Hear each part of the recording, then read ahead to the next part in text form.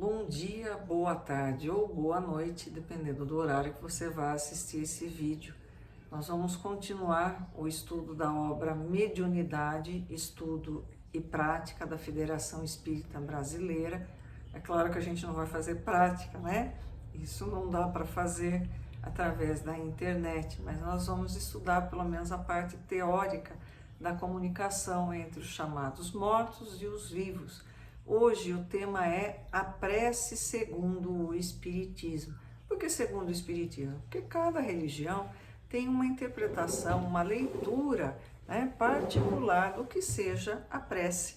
Então nós vamos ver, segundo o Espiritismo, o que é a prece. Prece também chamada de oração, não tem diferença, o nome não importa.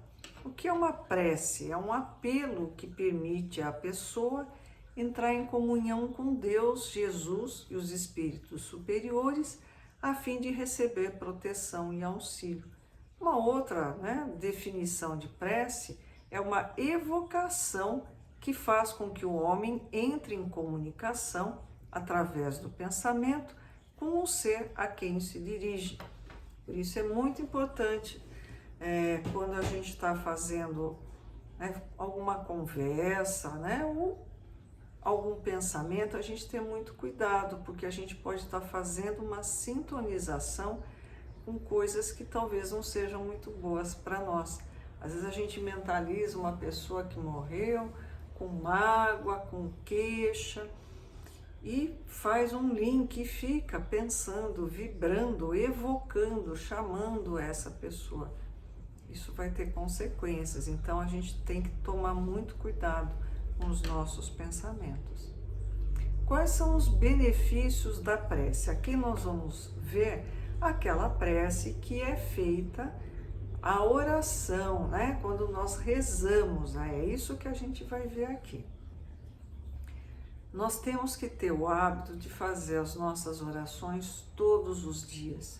O ideal é que a gente, ao acordar, faça as nossas orações e antes de dormir, que a gente faça uma prece pedindo proteção. Afinal de contas, durante algumas horas, nós vamos estar momentaneamente desligados do nosso corpo físico, em contato com a espiritualidade, e eu particularmente preciso de proteção para ir, para ficar e para voltar, não sei vocês, Então seria bom a gente pedir uma proteção para que a gente também aproveite esse curso, esse período que nós vamos estar no plano espiritual para trabalharmos, para estudarmos, para utilizarmos de maneira útil, proveitosa o nosso tempo.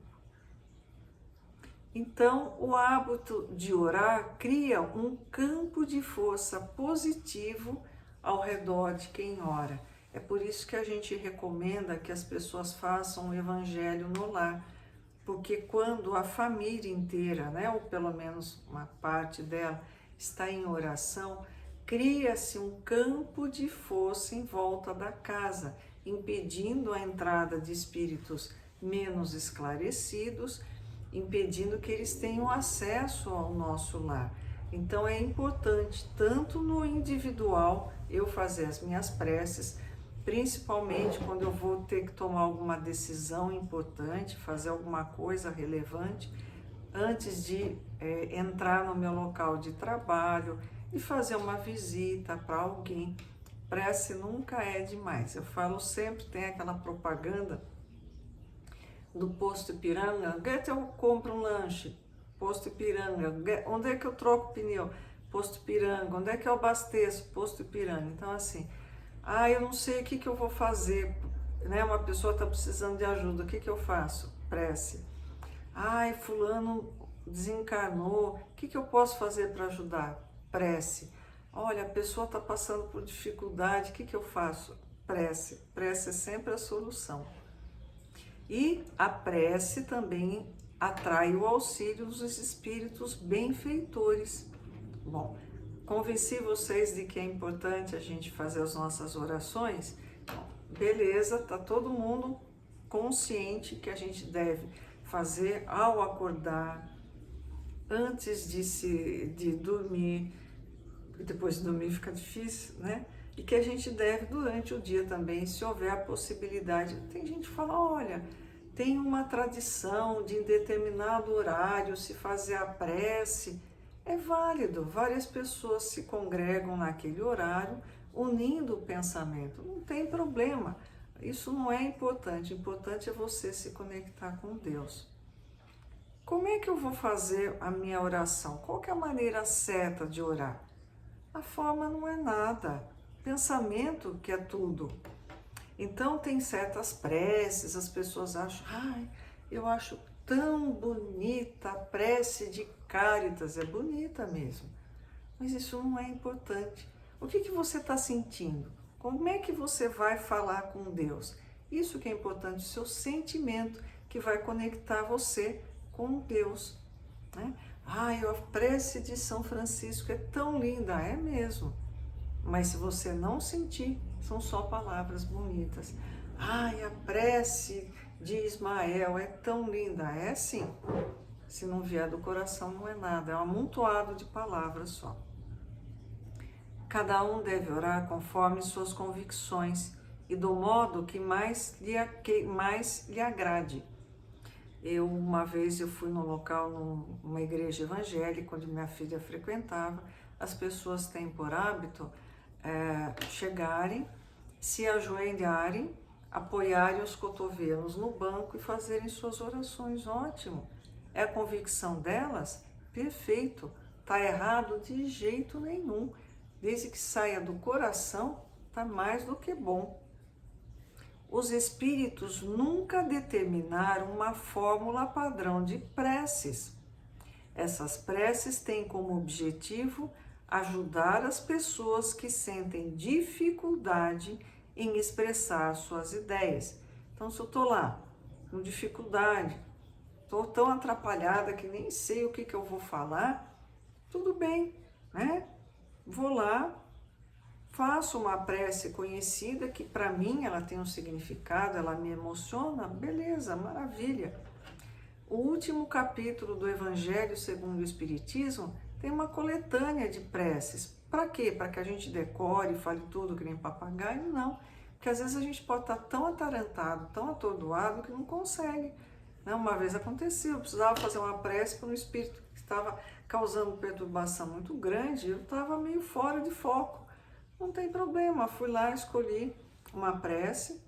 Ah, essa aqui é bacana. Fiz em voz alta, tudo bem, valeu, aquilo foi o que eu consegui no momento. O Espiritismo reconhece como boas as preces de todos os cultos quando ditas de coração e não da boca para fora. Não adianta, vou rezar 5 Pais Nossos, 10 Ave Marias, não. Não, fala com o coração, ponha emoção no que você está fazendo. E nós temos também 3 características fundamentais da prece. A gente não faz isso, mas tem que ser louvor, pedido e agradecimento. Então eu posso louvar a Deus, eu posso pedir e eu posso agradecer. Geralmente a gente foca as nossas orações nos pedidos, né? A nossa lista de pedidos é assim, se fosse, né, folha de papel ao maço, seriam umas 4 folhas frente e verso, né? Hoje em dia as pessoas nem sabem direito o que é isso, mas pedidos, agradecimento é isso aqui. Deus nos deu oportunidade, nos deu o dia de hoje, perdoou tanta bobagem que a gente fez, que a gente falou, tanta atitude irrefletida, Ele nos perdoa e continua nos amando. A gente não agradece, né? A gente não tem o hábito de agradecer, o que é uma péssima coisa, porque faz de nós filhos ingratos. Quem que gosta de um filho ingrato? A gente faz pelo filho e não reconhece nada. E fica pedindo como se ele nunca recebesse nada da gente. Para uma mãe, para um pai, isso é a pior coisa do mundo. Nós somos filhos ingratos. Deus nos dá muito mais do que a gente merece, a gente só sabe reclamar, só sabe pedir. Nós também precisamos orar em secreto. O que é? Em segredo, em código, escondidinho, embaixo da mesa? Não. Uma passagem do Evangelho, um publicano era um cobrador de impostos, conhecido na época, né, por ser corrupto, por aceitar suborno, por pegar parte do dinheiro dos impostos em benefício próprio, né? Era um tranqueira da época. Ele vai para rezar no templo, né? E no que ele entra tem um fariseu lá rezando. O fariseu era o bambambam, top religioso, era o que sabia, o que ensinava. Nossa, era o santo. Ele estava lá rezando. Olha, eu fiz isso, eu fiz aquilo, fazendo um espetáculo, era um teatro. E o publicano enfiou a violinha dele no saco, foi todo humilde lá no cantinho, falou: olha, Deus, eu não mereço nada que o Senhor me dê de bom, eu sou uma pessoa terrível, eu sinto muito, me ajude a melhorar. Mais ou menos isso, a história não é exatamente, mas é isso, né? O que acontece? O outro estava lá dando espetáculo para todo mundo. Não, nós temos que orar num local reservado, só eu e Deus, não precisa da presença de outras pessoas, né? A oração tem que ser curta, poucas palavras. Eu não consigo cansar Deus pela insistência. Ai, meu Deus, eu preciso tanto disso, porque eu preciso. A gente não vai vencer Deus pelo cansaço. Ele sabe do que a gente precisa antes da gente pedir. Então, seja direto, curto, né? Não precisa ficar 3 horas rezando, né? Ele sabe, Deus sabe muito bem o que você precisa. E também não vá aquela bobagem.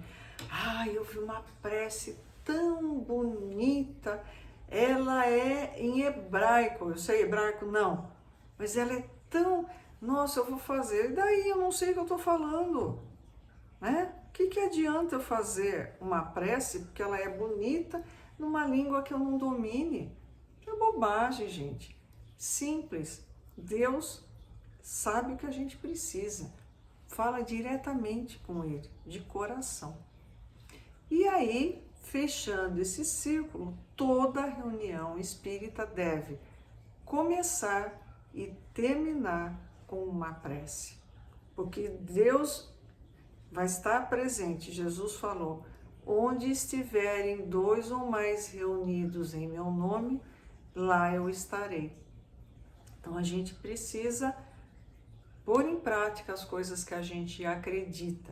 Faz a prece, agradece a espiritualidade que está lá, em nome de Deus, e encerra agradecendo a presença deles. Então, prece curta, do coração, não esquece de agradecer, né?